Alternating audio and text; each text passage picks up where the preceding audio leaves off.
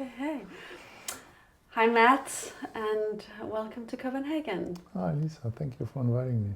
Absolutely. You and I have lots to talk about and discuss, and every time we have subjects, we go like, people should hear about this. So this is what we're doing today, is we're making sure that people have a chance to listen in on the things that you and I are discussing when it comes to relationship and sexuality. Yes. Yeah. So, any words you want to start with? Yeah, first of all, I'm really happy to be back in Copenhagen. And when I was here last time, I just remembered how much I love Copenhagen. So I've been here many, many times in the past, but I haven't been here for almost, 6-7 years. And so I just like how much people are in connection and open and kind of alternative. So it's a good city. Open-minded, friendly Danes. Yeah. Oh, welcome back. You're very welcome here. Thank you. All right. So last night we discussed some things that I said there's so many people who struggle with these things. So can you tell me a little bit about high drama and low drama? Was that it? Yeah, low drama and high drama is just one of my favorite themes. It's from a teacher, mentor, Clinton Callahan from Possibility Management. And I have written about it in the book as well, low drama and high drama. And the distinction between low drama and high drama is what everybody knows.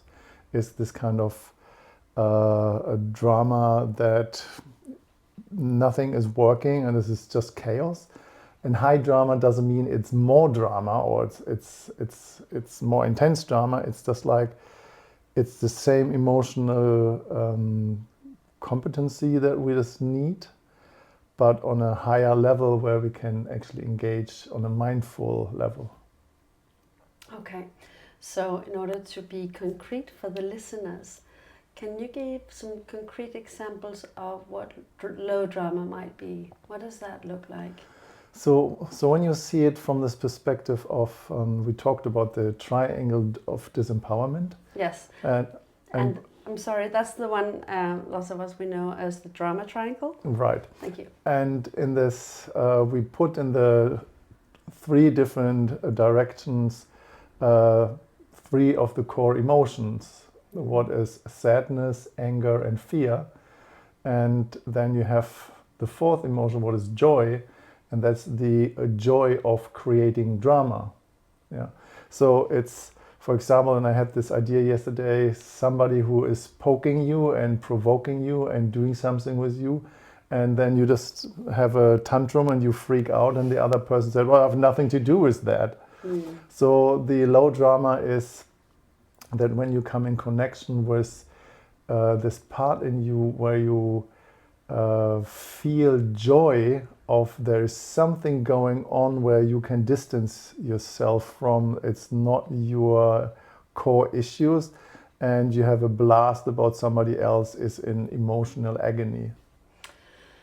And sometimes even going there either on purpose or unconsciously, that to say or do something that causes a reaction within the other, right? Really, because people do that intentionally, unaware that they do this, and then they just, as you say, distance themselves, like, you better handle your emotions now, and they just triggered something and got the hell out of town. Yeah, many people can relate to that. Maybe in other people, when they have difficulties to feel their sadness, their fear, or their anger, that they provoke that in other people, that they have a reference point they can relate with. Yeah. But as long they avoid their own feelings and they just like put that in somebody else, they don't have anything to do with it, but they can kind of deal with the sensation to a degree.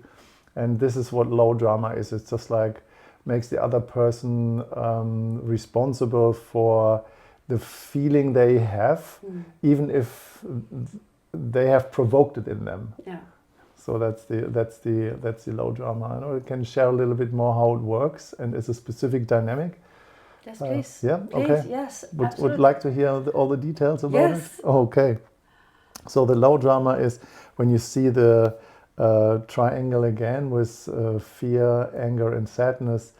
That, you know, on the low drama, the fear is kind of the panic approach. So fear is something negative. The anger is more aggression, is a projection, and the sadness is weakness. And the fourth feeling and emotion is the joy of creating drama, as I said that.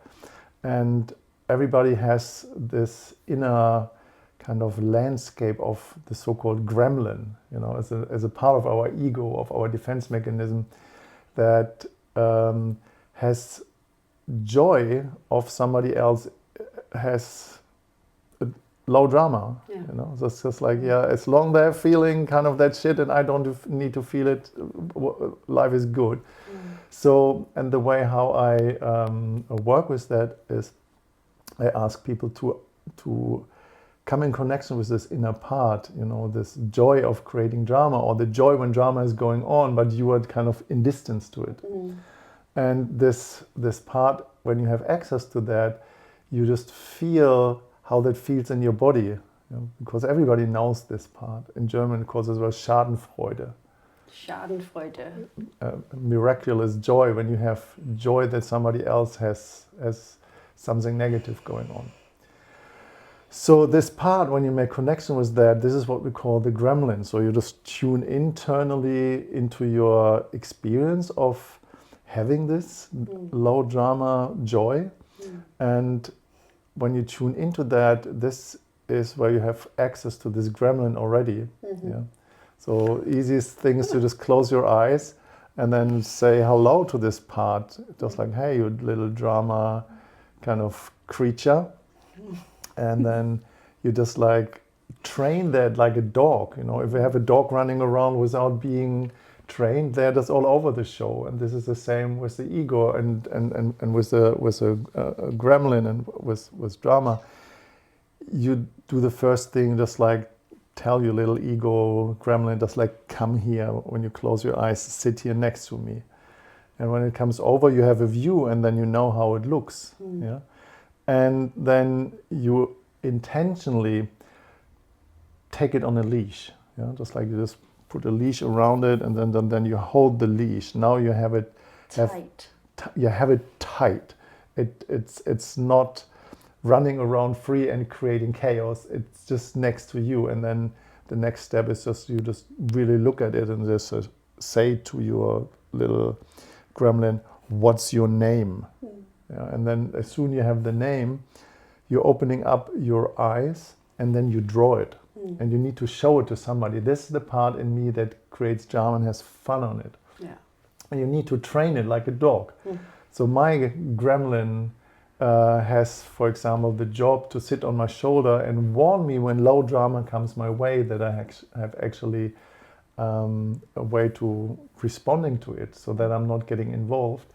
And everybody has to feed their little gremlin. So sometimes you just watch some, you know, low drama movies and you have fun enjoying them when other people do that. But you intentionally in your environment with people you want to create with and you love, you don't want to engage with them in low drama. And I don't, and I guess people don't want that in the most case. So you just give that little creature a job. Yeah.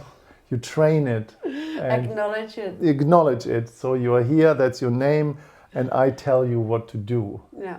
You're not creating drama in our environment anymore. This time is over, because we want to go from low drama into high drama. Okay, so just to get some things clear. When you're talking about the 3 different kinds of emotions, and we're still talking about I call it the drama triangle. So you're talking about fear, that's connected to the victim, yeah? Yes. You're talking about anger, that's connected to the persecutor. Yes. And you're talking about sadness, that's connected to the rescuer or the savior, the hero. Yeah. Okay, thank you. Yeah. And so the underlying feelings I've been taught that people don't want to feel when they are in this position or role in the drama triangle is, for the victim, it's guilt. Like, I caused this and you caused this. And for the rescuer, it's loneliness. So in order for me not to be lonely and feel wanted, I will be such a people pleaser. I do everything I can to please, so you need me, so I'm not alone. And when it comes to the persecutor, it's shame. Like, I am wrong. And initially, all of you are wrong as well. So, and I will tell you, because I've got this anger going for me.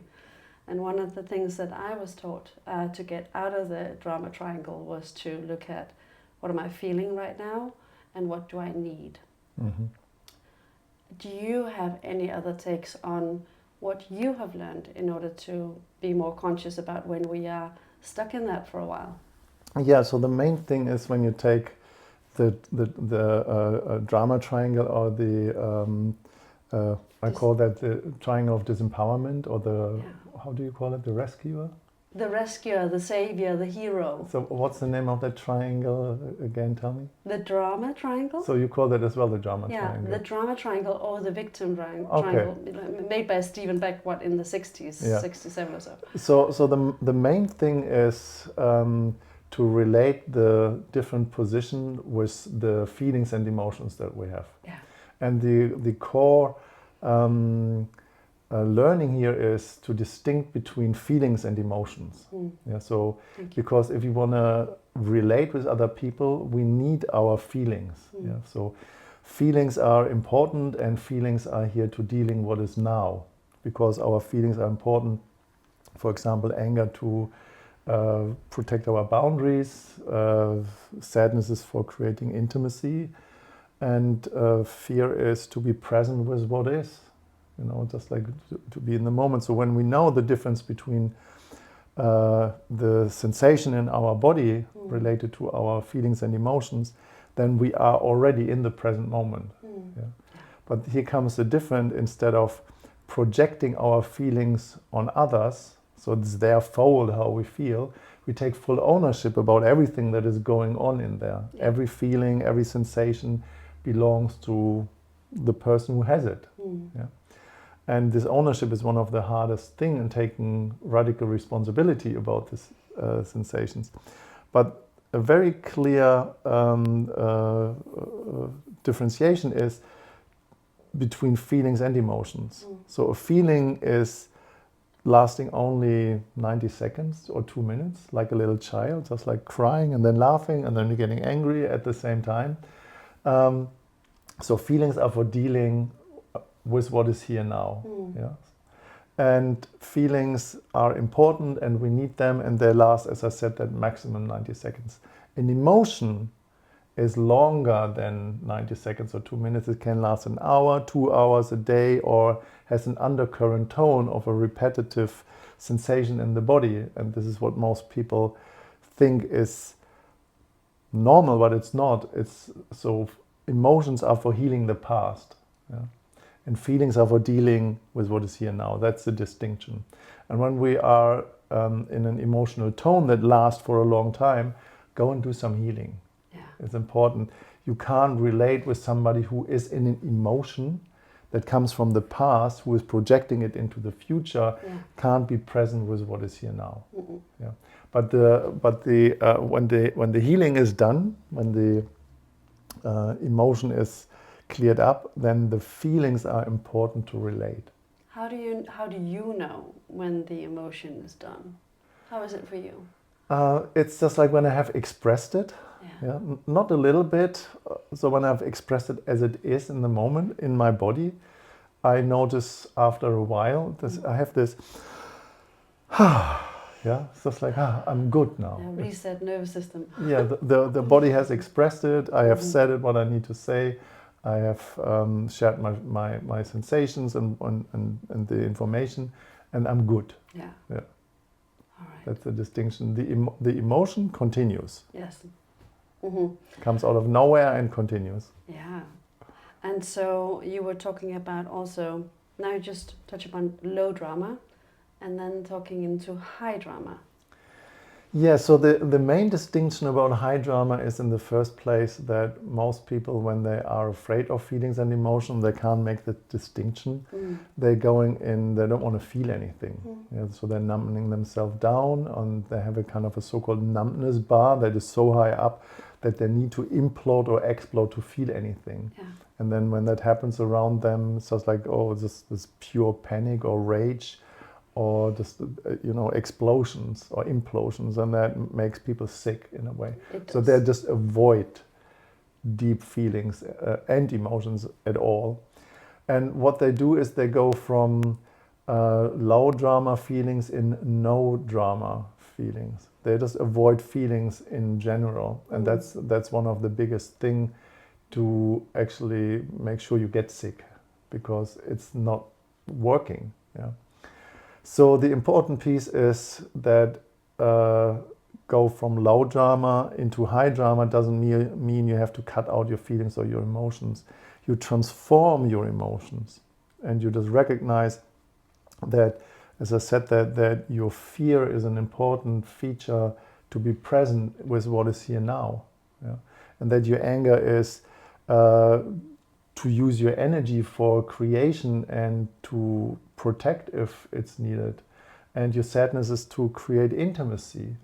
And your joy creates pleasure in your life and play. Yeah? So when this is clear what our feelings and emotions are, then we can relate with somebody else. I just want to play and create. Yeah? So where the feelings become more like the expression of high the capacity of co-creation. Yeah? And then the middle part, so in the high drama triangle, when you have sadness, fear, and anger, the middle part is the joy of being creative, the joy of being in co-creation and creating projects, whatever they are. Family, holiday, build a house, build something, a course, or whatever you do. So you use your feelings and emotions to be authentic and to be real with what is. Yeah. And when a feeling comes up, just like, oh my God, I'm just sad and tired, and I just need to feel that. Oh, I'm afraid of that stuff is not working out. Then you can relate with somebody on this level. Yeah, I hear you. This good that you have that feeling, and it probably comes back a few times, and don't suppress it.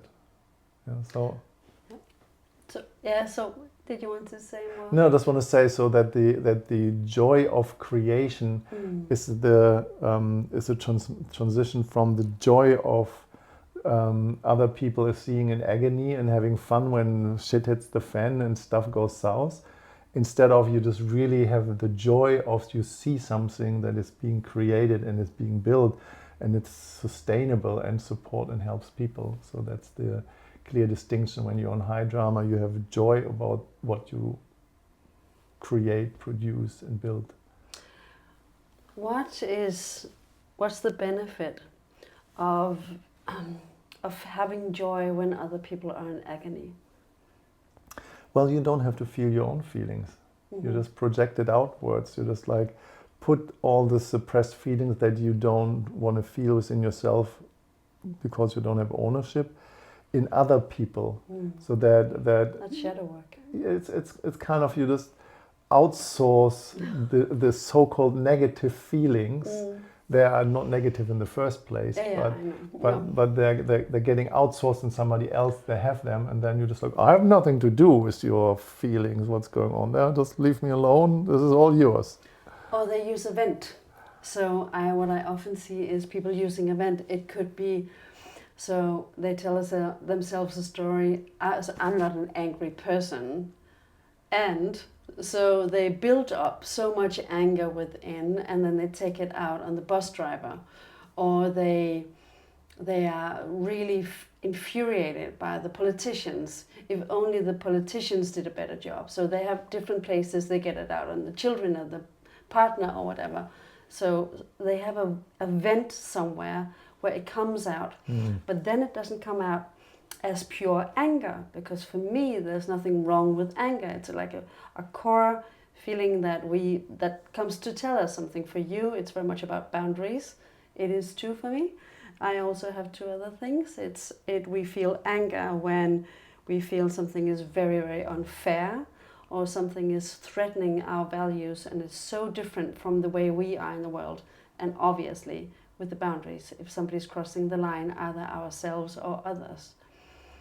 And so what did I want to say about that? Yes, so the numbness bar, because you and I have talked about that some women have difficulties when their partners are angry or express anger.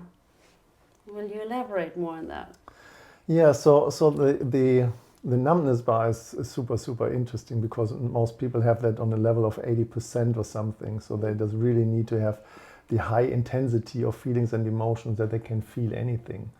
And this is what this entire work that we are doing, providing. It just like brings that numbness bar down to 5% to have emotional intelligence, that you can start feeling it in early stages, that you express if you have an irritation. I feel a little bit sad here about this and that, or I feel angry about this and that, and own it up. It's not like you make me angry, it's your fault. Just like, no, when this has been said and this happened, just that makes me feel angry, and I own that. So the important piece here is to speak them up early when they occur within the system in your body, and don't swallow it. Don't store it till it explodes on one point, and then you don't know anymore what the actually reason is for this outblast, or for this collapse of in tears or in snot and agony. So important piece is say it as early as possible. So train yourself to say it as early as you can. And see the early signs. Yeah. So just start to notice body sensations on fear, on anger, on sadness, or on joy, whatever there is. But the important piece of what I want to say is, if two people in a relationship engage and relate in low drama, this is what is most of the time the so-called fear-guilt loop between men and women in the way. So she is in her sadness, and he feels just annoyed and thinks she is emotionally blackmailing him, because he can't express his own feelings, what was his anger, where he is afraid of showing his anger. But when he has his anger, he is constantly in projection. That's her fault because she has done something, and then she feels just like afraid, okay, she's not lovable, and then she cries, and then he sees, okay, I just did something wrong, and he feels guilt tripped to her tears, and either he's projecting more anger on her, completely ignoring her sensations of sadness, because he feels, the old wound blackmailed in a way, don't make mommy cry. And what men do, they withdraw, and that makes her feel more afraid of not being lovable. And then you have this kind of negative loop in the low drama, and then on one point it just collapses or escalates, and then relationship is on risk. Yeah. And as we talked about yesterday, what I often hear is, so you're talking about the emotional blackmail.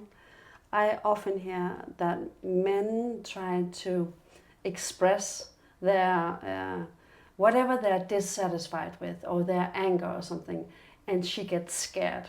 Because lots of us, when we expressed anger growing up, it was go to your room and you come out when you're sweet and good again. Oh, good. Okay, so I'm bad when I show that I'm angry of whatever I was angry for. And so lots of us, women and men as well, but very often with women, we suppress these feelings because we don't know how to express it in a healthy way. So when we have a partner who has access to anger, we get scared because we don't have access to it ourselves. And often they either feel shut down, the men, or she will shut him down, or she will start to cry because it's overwhelming and it's too much, and it's either mom or dad criticizing, and she often gets in contact with something from the upbringing that was so severe for her. And so what does that do to a man who has no contact with his anger? What does it do to him, his emotional system, his energetic system, and his sexuality? Yeah, normally it will leak out somewhere, the projection. And men who are not owing up to their own anger. They're afraid of showing it because they're afraid of they're not lovable anymore, or they're being sent to their room and have to regret their sins in a way. These are, I feel with this man because they have no access to their power, to their energy. They can't express really themselves. They have no really boundaries that they can set, because this is what their anger in a healthy form is for, to set a clear boundary. And when this is crossed, you say, stop, not further than that. And then in the bigger picture, you use your anger to protect others if they're being violated. So the lack of expressing of anger is literally a lack of ownership of power, is a lack of showing up for your own purpose and your values in life. It's specifically, as sexual educators now, a man who is not in their power is probably not really fully clear in the expression of their sexuality. There's something missing. If you're not expressing your power in ownership, how can you access your energy if you are, in full expression of your lovemaking? It's impossible. So this man, they're missing out on the energy of their life force. Yeah. And obviously the same goes for women, because it's humans. We are humans, and this is how it is for our body, regardless of gender. And so when we hold back our anger, it comes out in different ways. It comes out as passive aggression. It comes out is the choice of ammunition instead of a bazooka. Is more like poisonous arrows that comes out, and you just feel the stain. And you go, what was that? And you feel it, you feel the bitterness afterwards, but it's not clear. So it's the aggression and the action that is very often attached to the aggression that becomes something that then it's hurting words or whatever is sit in our system after we had a quarrel or whatever happened where something came out, something that she was not feeling okay with. And there's a term, I don't know how to translate it to English. In my country, Denmark, we call it konedøv, wife deaf. That here she goes again, she's complaining, women complaining. And actually, women complaining, if we start to listen what's lying underneath, it takes us 5 minutes to find the root cause of whatever is making her so miserable.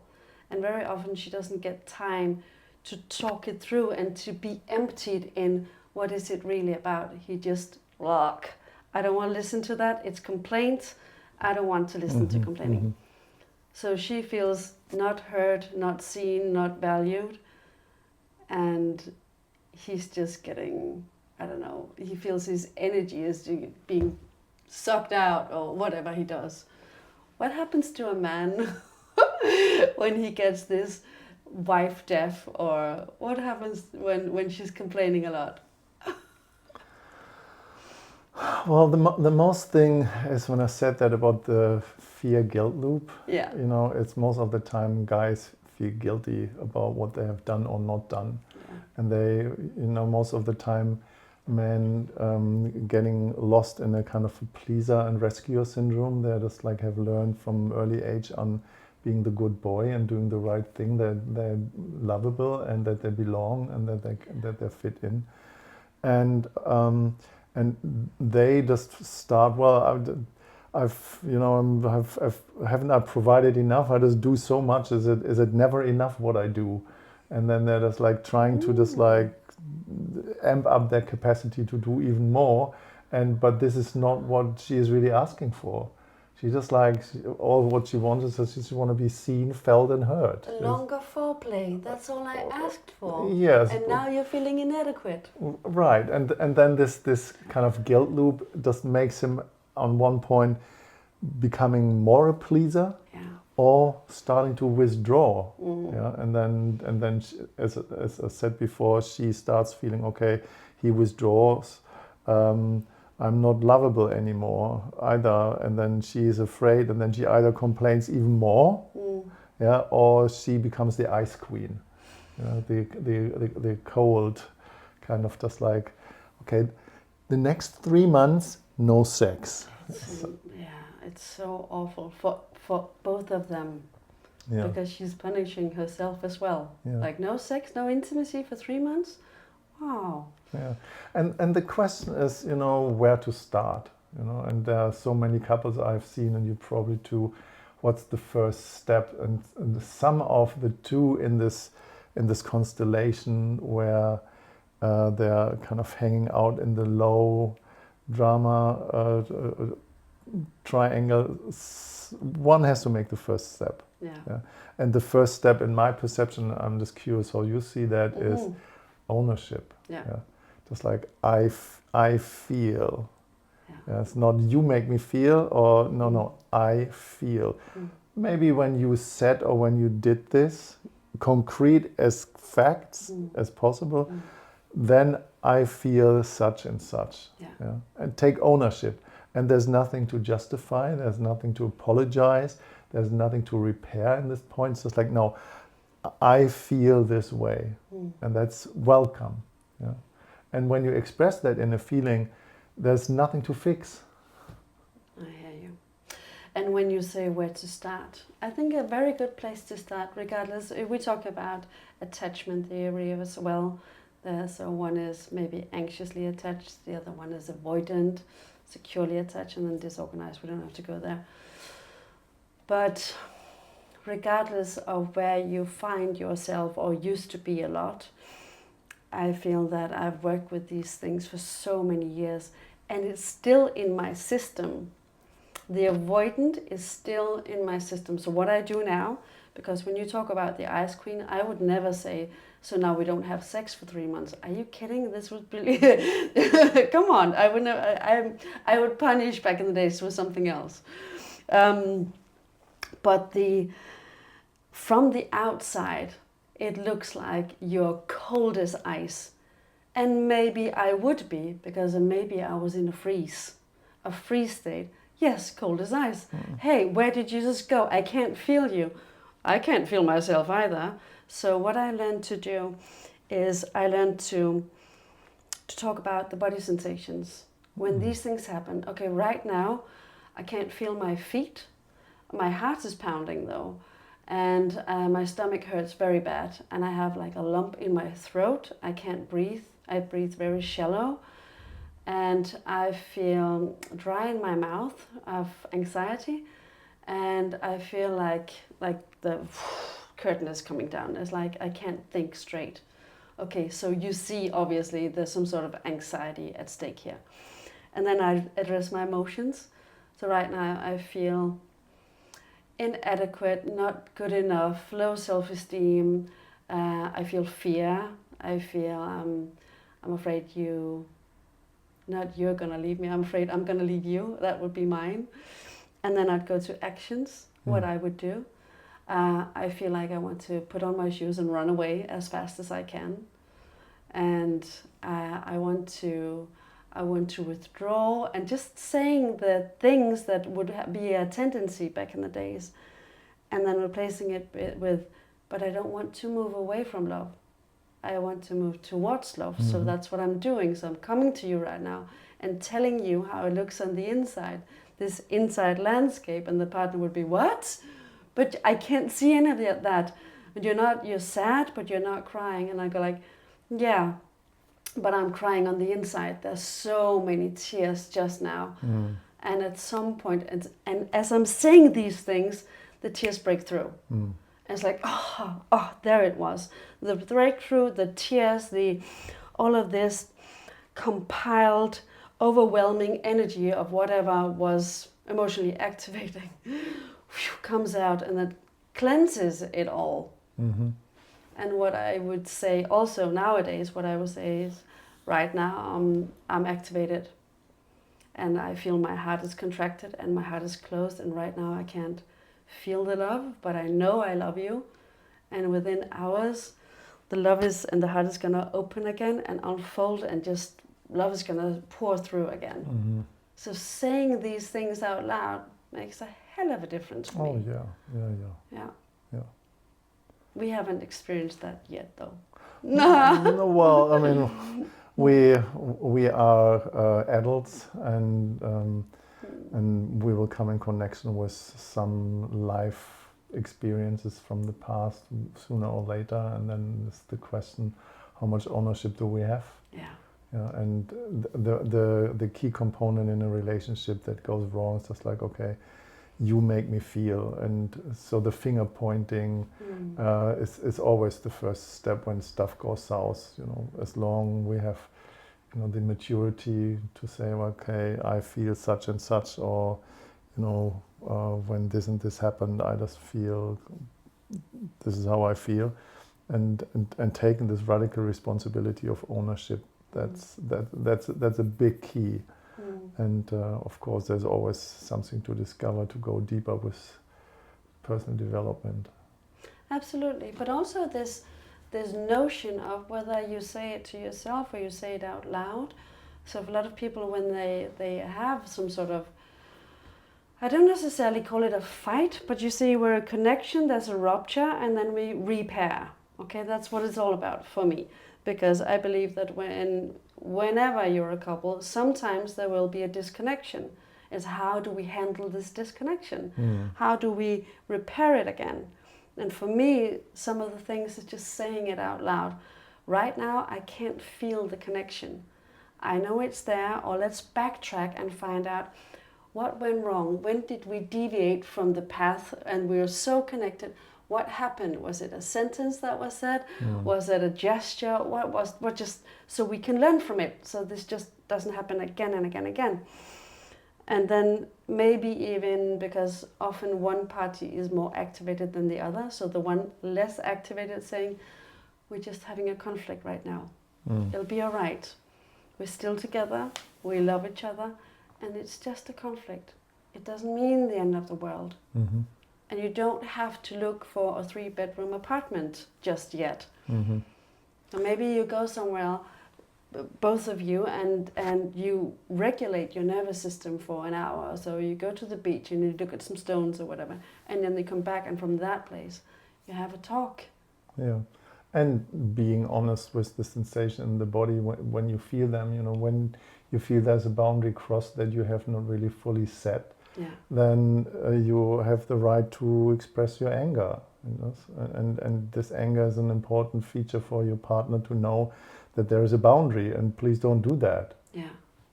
Yes, and is it a boundary that the partner crossed, or is it a boundary that you crossed yourself? Did you allow too much? I have allowed way too much previously. Well, the boundary is crossed in the moment when you feel it. If it's, you know, the question is the boundary being communicated? Yeah. Does the other person knows there's a boundary, or does the other person is testing boundaries? Yeah, or limits, even if they know there's something going on? And then if you don't know if your partner is testing or your partner is trying to provoke or do something, but if you feel a boundary is crossed in yourself, where have you not really lived up to your no, or to your stop, or holding it? And then what are you doing with the energy if you're not really fully expressing your boundaries?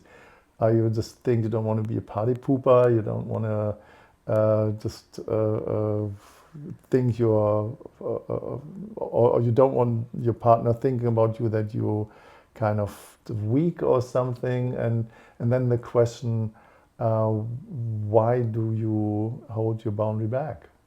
Yeah.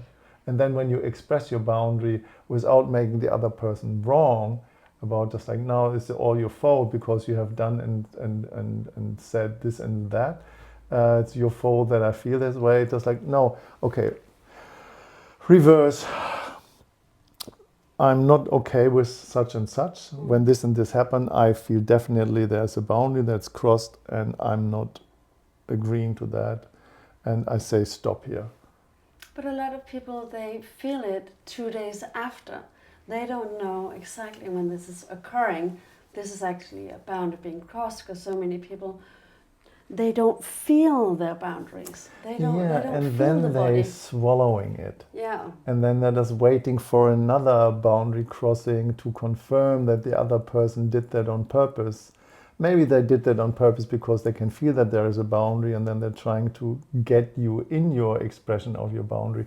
Who knows? Maybe on an unconscious level, I don't know. But the important piece is when you start swallowing that, and then you just actually swallow the next one as well, and you pile it up to prove for yourself that the other person is actually evil and is doing that on purpose. And then you're just waiting for the right moment to explode and creating revenge, that where you can make the other person wrong, instead of just saying, okay, in the first place, that was the first time this boundary got crossed. I don't want that to happen in my environment, so please stop that. And I make the request loud and clear, and I want to have the confirmation that you can understand what I'm saying. Can you please not do that? And for lots of people, this is work that can take years. Oh yeah. From stop being a people pleaser, because they're afraid to be rejected, to be left, to be excluded and left to die, and just that process in itself can take such a long time. And then we start to feel our bodies as we used to do initially, as when we were toddlers, and then we got the different kinds of structures in our bodies that made it difficult for us to feel our body, and we would just learn to endure. Even the body whispered, no, no, no, no, no. And then we start to listen when the body screams, yeah? Yeah, the important piece is, like you said that before, sometimes you just recognize that 2 days later that there is a boundary crossed. And you recognize that 2 days later because of a reason, because you have learned when the boundary got crossed, you just have learned to swallow it. Not to make mommy or daddy feel sad or angry in a way. And this is kind of the micro work that needs to happen, you know, when you actually say, when you recognize, okay, 2 days back, something happened, then you need to say it when you recognize that. Yes. And when you can say it, when you recognize that, you just go a little bit closer to the next time if the boundary is crossed. You don't say it after 2 days, maybe you say it after a day, or maybe you say it after an hour, or maybe you say it 5 minutes later, or just like till you really, in the moment when you recognize it, something is off here, and this is wrong. And then, so can we just pause for a moment and just look at that, because I'm feeling irritated. And then you have a conversation in ownership, because my body signals me here when you said such and such, that this is not going to work for me. I don't want that. Yeah? I have a very clear, you might, without making your partner wrong, they might have a really intention for themselves, they're operating for themselves. And then the question is, and this is what goes wrong in so many relationships, is I had this recently, a couple, that he did something on a party with somebody else. Yeah? And she said, that has crossed my boundary that you kissed somebody else. And then I said, just wait a second, we just need a new declaration of what does it mean, because he kissed somebody else, how can that cross a boundary? Because it's nothing that happened to you. You feel something when he kissed somebody else. Oh yeah, but it's the setting the frame of the relationship. If the frame is we don't kiss other people and he did that, that goes. That is breaching the frame. This is true. This is Breach true. of contract. And then you just go a step further back, and then the question is, are they committed to the other person? Yeah, and commitment means that I'm committed to you, and I will. That's the reason why I would never kiss anybody else. Yeah. So in this commitment to the other person, they're taking the power from their self-agency and autonomy away and just throw that over to the other person, that they don't need to be responsible for them. And then they recognize at one point, well, but I have rights, and that's not your right to tell me if I can kiss somebody else or not. And then they kiss somebody else, and then the person is invigorated in the first place because there was this wrong commitment to the other person. And instead of being in that place of saying, hey, I have a value here for myself, and I'm not doing that because I'm committed to the value of being in a relationship with you, um, that doesn't go into this direction of this conflict in the first place when there is ownership about that. And the same couple, they were talking about that she, on another equation, gave him permission to kiss somebody else. But in this case, he has not given him permission to kiss somebody else. Yes, it was another time, another situation. Right. This is how that would go. And then I listen to that and say, in the first or in the second place, if your partner can give you permission to kiss or to not to kiss, you're not in your power in the first place. Okay, let's do this. What if, so some boundaries are hard limits. It's like, I don't do this, you don't do this, we don't, whatever it is, it's hard limits. And other boundaries are fluent, they're fluctuating. How is it right now? So if they are apparently maybe open relating, otherwise I guess you wouldn't just start.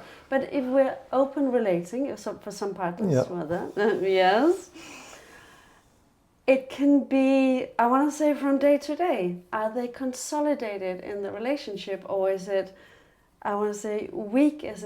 Are we taking the energy inwards these days or outwards? Yeah, they're different dynamics. I'm not open relating, so I don't. Yeah, I agree to that. There are different dynamics that different people have in place. But what I want to point at, and that's the core issue here in relationship, is that if you give your partner permission to do something with somebody else, then the relationship is doomed to fail already.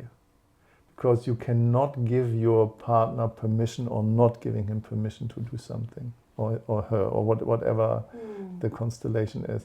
Because in this place, when you give somebody else permission, the person you give permission is not in their power if they disagree to that. I think we're talking about the same, and I think we actually see the world the same. I just use different words for it. I'm like, so this is the container of the relationship. Usually, maybe, they don't kiss other people. So usually, maybe that's out of the container. And right now, it feels okay for the both of them to take this thing from outside and take it inside and say, we explore, is this okay with us? Maybe they've been together 10 years, maybe, I don't know. And so they find out whether this is doable for them. To me, it's so messy, I don't want to go there at all. But for a lot of people, and I've been there, and it was messy, it was really messed up. And it caused so much damage and a lot of really juicy and wild experiences as well. Gotta say that. So let's take this off the table, because the permission dynamic is really, really important. Yeah. The permission only works when it's between the two people. Yeah. For example, you could not give me permission to pee in the forest or not peeing in the forest, for example. Yeah.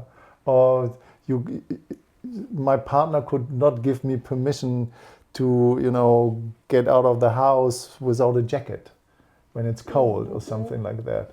Yeah. Just like you're not going out of the house if you don't wear a jacket. Yeah.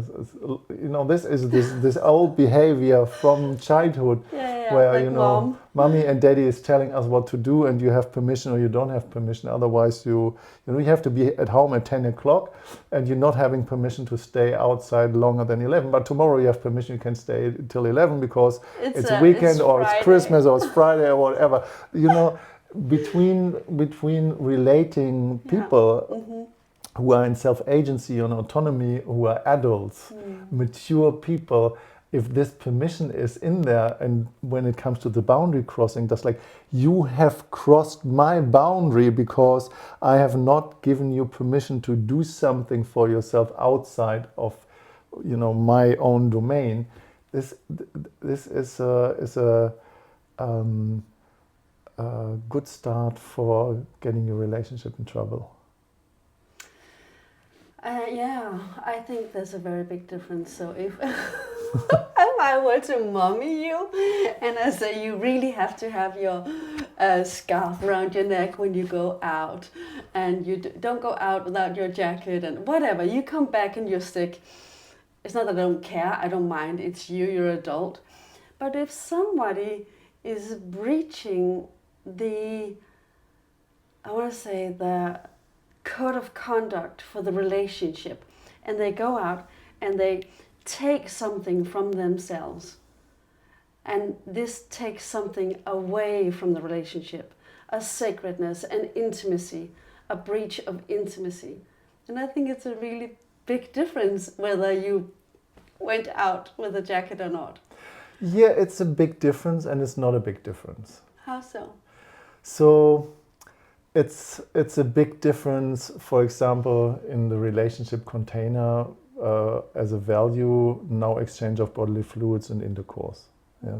If you have an intimate relationship and you have an open heart to another person, you feel love, and you feel really emotional proximity, and you feel close to another person, and that makes the other person in the relationship kind of afraid that there is more intimacy than in this place, and because of that I'm feeling insecure that our relationship has no value, and you might transition into something else or somewhere else and you feel that takes away from you, and because all of this you don't want to give your partner permission to have this intimate depth with somebody else. It's backwards. It doesn't work. Because if you feeling triggered by somebody else, in this relationship container, if you feeling triggered by somebody else having experience with your partner that you feel uncomfortable with, then, and your partner has to change that because you don't want to feel this discomfort, and the discomfort is related to an emotion and not a feeling, then you have to have a look, where is the emotion coming from in the first place? That's a very big difference for me, what you're talking about, because if you're talking about emotional intimacy, that the partner has an amazing girlfriend, the best friend, somebody that he's confiding in, and there's a lot of mutual trust, and they've known each other. I don't know, it doesn't necessarily have to be for 20 years, could be for 2 years, but a really close friend. I would like to know her, meet her. Yeah. Just to see, this is a sister. Can I feel her? And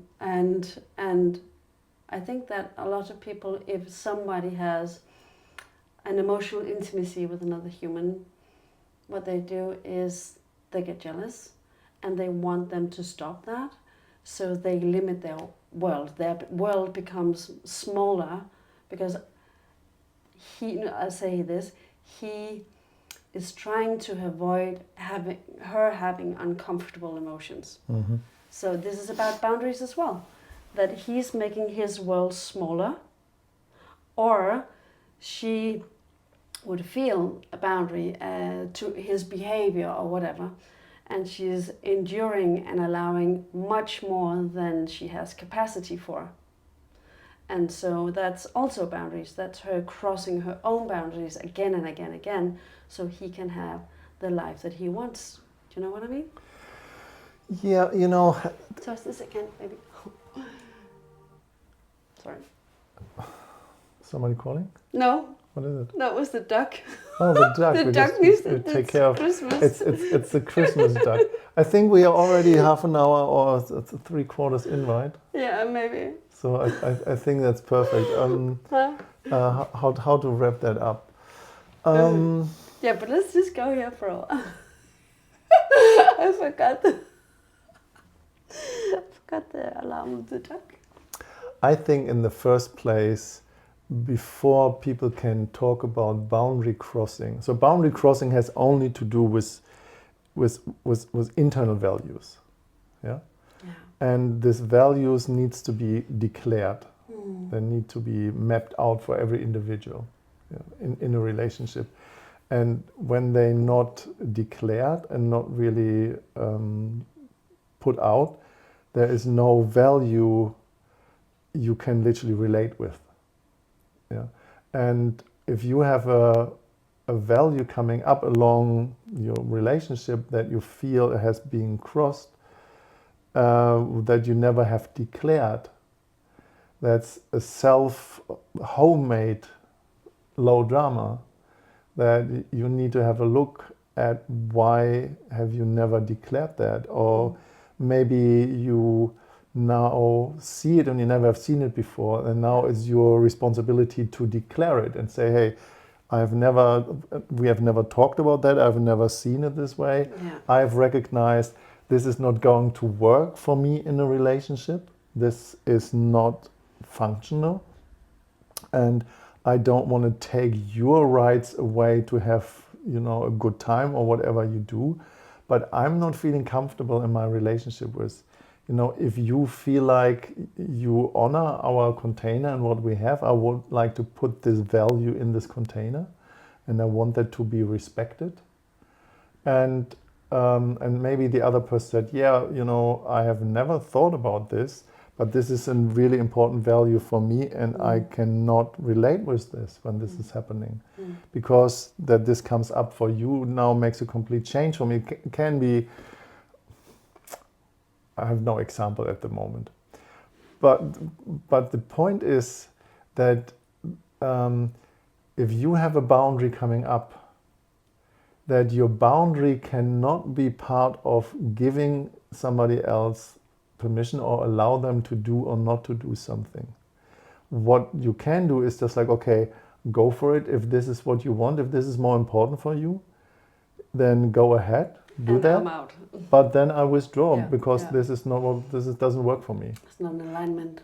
But not from a place of blackmailing. If you don't stop, then I'm off. It's just like It's how it is. Go for it. You need to make a judgment call for yourself. Yeah. What is more important, this behavior, or you want to relate with me? Yeah. And if you want to relate with me, this is a boundary I just keep on holding up now. And if you don't want that, then I'm not. Even if I feel sad about that, and I'm afraid of this is going to end, and I just think I need to swallow my boundary and don't want to express it. But I go through the pain, and I'm not letting that happen. And you know what happens then for a lot of people? So they hear this boundary and they still want to go with it. They still want to have the behavior or the experiences. So they do it anyway. They just don't tell. And they clean the trace. So they still go back. And I have so many of them in therapy. Yeah. And I have had multiple experiences myself with partners doing that. Yeah, the hiding, the sneaking, and then when jealousy comes up, I say actually in this place, when people say just jealousy comes up to a certain behavior, I say jealousy is a really important barometer that you need to take serious, because your gut feeling has there's an intuition, and it feels something, and when that comes up, it's your responsibility to say that. Saying just like, hey, I have this feeling, am I just completely wrong, or is it something off, or is there something that is being hidden under the surface, and you're doing it? And then you will know if the other person starts to lie or gaslighting or just like try to chop around the bush and it's not doing it. And take that serious. Depends on how skilled they are. You don't know the gaslight. I'm telling you, I'm sitting with them in therapy. Yeah. No, what I want to say is that this is an important feature, that your jealousy needs to be addressed and trusted. Yeah, absolutely. But there's a distinction between jealousy and jealousy. And the one that I think is kind of not really supportive in relating is when you compare yourself with somebody else. And there's a comparison. It's just like, okay, you are talking with this person because it's younger, or it just has a different skin or hair color, or a better job, or whatever the comparisons is. Because if you compare yourself, you lose already. You have already lost in the way, because then there is a distinction in values that you have no access point to. And your self-esteem goes down. Just goes down. Every time we compare ourselves with others. For me, it's about either having conscious or unconscious jealousy. For me, the conscious jealousy is, so just say that it's one of the most taboo feelings. And one of my teachers, Jesper, he wrote a book about jealousy. And as he says, in the stores, people don't want to buy it. They don't want to go to the shelf and take it down. Jealous, okay, that's me. But online, when no one is watching, they're just selling it so much because it's not out there, it's in there. And the thing is, because the feeling in itself is such a taboo, people have two problems. They don't want to feel the feeling of jealousy, which can be such an agony, and they still have the problem what caused the jealousy in the first place, because they're not dealing with it. They're just trying to put it under the rug, you know, keep it down, diminish it. And so to me, with the conscious jealousy is, so there's something going on that is, I feel there's a boundary of intimacy that is being crossed. And it does not work for me. The unconscious jealousy is people freak out and they don't know why. Then it's the emotional that they bring with them in upbringing. So my brother always got more gifts than me at Christmas or whatever. They say something that has been unfair in the way they've been treated in their upbringing or something like that. And then they freak out and they don't know why. But the very conscious, like, this is too much. The way you are with this person is too intimate for me. If you want to do this and go ahead with that, absolutely. But I'm out, and I mean it. You know, the main thing is in relationship, everybody has to declare what the container function is. You know, are you monogamous? What does it mean? Fear-based or love-based? Are you poly? Are you open? Are you just you want to completely not committed at all to your own values? You know, and I call that, instead of love-based monogamy, I call that exclusivity. So I just want to have one person. I want to, on an intimate level of intercourse and exchange of bodily fluid, just share that with one person, because I just want to intentionally go deep. And then the question is, but I just want to be open as well. So I just wish my partner the best. And I want my partner to wish for me the best as well. Meaning, it's like if you meet somebody in your life you could have an experience with that I cannot provide, I don't want to diminish your life experience while you are in relationship with me. But before you do that, like you said, that with brotherhood and sisterhood, can you please bring this person in, that I can feel that person and see what's going on, so that this experience that you will have or that you might have with somebody else is leveling up our experience as in our relationship, instead of bringing it down and destroying it. So it's just like there needs to be a place for it, but consciously and invitive, inclusive. So is this person taking or contributing? Yeah, is it taking something away, or is it giving something? That's the distinction. And I think, like, with the setting the frame and the boundaries and how it should be, there's a lot of things people can't say beforehand, before this is actually a thing. Because maybe, but the feelings and the experiences and the levels of depth have changed along the way. So, you know, if one would have an experience with this a year ago, it wouldn't matter at all. 10 years later, this is a big thing. People, they don't know. It has to be relevant when it comes up.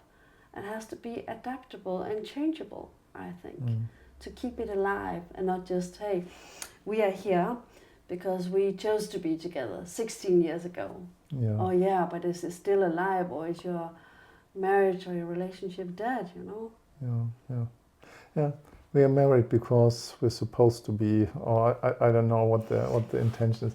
But what I want to say, to bring it to a completion and full circle, is the distinction between low drama and high drama. Oh yes, please. The low drama piece is when something is just like cooking in the pot and you have no idea where stuff is going, and that the drama is just to have more drama, and it doesn't go anywhere. But in high drama, it's this: you have a mission and you have a vision. You want to go somewhere with somebody, and you wanna fulfill a purpose. Yes. Yeah? And you want to grow with the person you are on that journey with, why you create on the go into the unknown, and you don't know what's around the next corner, and you actually have each other's back because you know your values and you can relate with the values of your partner. Yeah. And that's the high drama. You have an intention that goes in a direction, and you know you grow on the go with each other. That's what the high drama is. And the low drama is because you're constantly fighting and nagging and complaining and judging and making wrong. It's just like, well, you know, whatever turns you on, go for it, but there's another way. Yeah. And that's literally what we're pointing at. Yeah. And so many couples, they don't know, and humans, they don't know what their purpose is. And sometimes in a relationship, one of the parties know and the other ones doesn't. So one goes full on with declaring their purpose and putting so much energy and resource into fulfilling that, and where the others either they support it or they get frustrated because it takes maybe time away from them, and they'd hope for more time with them. That was one of the first things I said to you, that my highest value is I'm here to do the job that I signed the soul signature or the soul contract for. And that's my highest priority. And whatever I need to do that to fulfill that is where I need to be. And that's not for everybody. I think lots of people go like, oh, what? Okay, so your relationship is not the number one. No, that's the purpose. Yeah, you know, the last word that I could say to that is, or the last sentence is, that if people having a challenging, difficult relationship, it's never too late to really upgrade your relationship into high drama. Yeah. It's never too late to come into ownership of your own feelings and learn a vocabulary that has ownership about what's going on in your system by respecting somebody else. And you know, as couple therapists and working with people, we have seen so many shifts, and I just encourage people whose relationship is kind of in trouble, there's a way out. Yeah, reach out, please. Reach out, yeah. Yes. Yeah. Yeah, and where you're situated based in Stockholm, so you do both physical sessions at your house, but also online? Yeah, so mainly if people want to see me in person, because as well I'm an empowerment practitioner, I do body work and integration sessions, and I work a lot online. So I have men's group teaching men how to etch. Yeah, you have one coming up. Yeah, I have one coming up in mid of January, and I'm very excited about that, compressing 30 years of tantric embodiment and teaching men in this 3 months journey, what took me, several decades to land. So if you use two sentences about how to etch, and for the viewers or listeners who don't know, what is etching? I would say the best or the easiest way, as I have recently heard it, when you come to this point of no return, when you know you are about to come, it's about just like, okay, I'm falling over the edge. If I continue and go further, I will come, and then it's over. Sexual climax. Sexual climax, orgasm, yeah. And when you know it's going to come, you actually don't make the coming your sexual main experience. You stay in the place before coming and make the arousal and the horniness your sexual experience, and you etch the sensation as long as you want. Yes. Oh yeah. Aho. Aho, yes. Let's etch. Let's do that.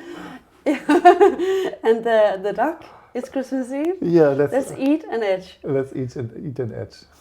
Thank you, Matt. Thank you for having me. Thank you so much for this. Okay.